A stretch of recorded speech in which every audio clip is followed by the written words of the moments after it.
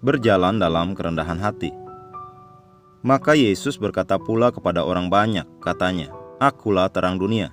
Barang siapa mengikut aku, ia tidak akan berjalan dalam kegelapan, melainkan ia akan mempunyai terang hidup." Yohanes 8 ayat 12. Tuhan Yesus adalah teladan sempurna dalam segala sesuatu. Dia pribadi yang rendah hati. Engkau tidak dapat mengikut dia atau meneladani dia dan lalu tersesat.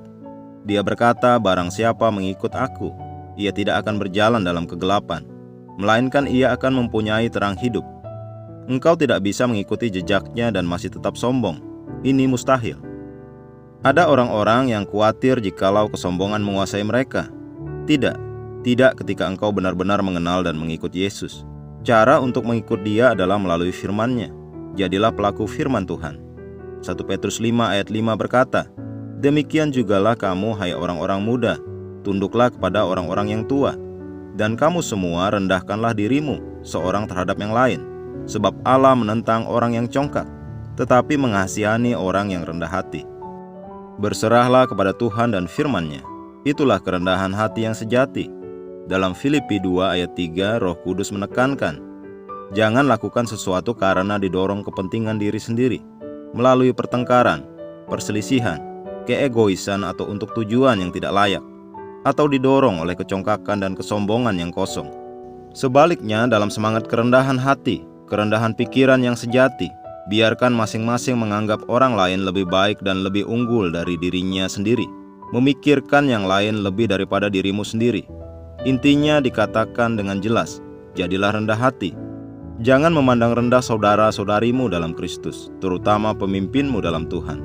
Tunduk dan taatlah. Kesombongan berasal dari si jahat. Ini menjadikan dia mengangkat dirinya sendiri dan menjadi angkuh. Karenanya Tuhan membuang dia dari tempat penuh kehormatan. Ambillah keputusan secara sadar untuk selalu berjalan dalam kerendahan hati. Ini adalah manifestasi hidup Kristus dalammu. Ini akan membawa promosi. Alkitab berkata, tolaklah kesombongan dan rendah hatilah dalam kasih karunia. Kasih karunia ini membawa kehormatan, peningkatan, perluasan, dan kemajuan. Haleluya. Mari kita mengucapkan pengakuan. Aku taat kepada otoritas, pengaruh, dan dampak firman Tuhan.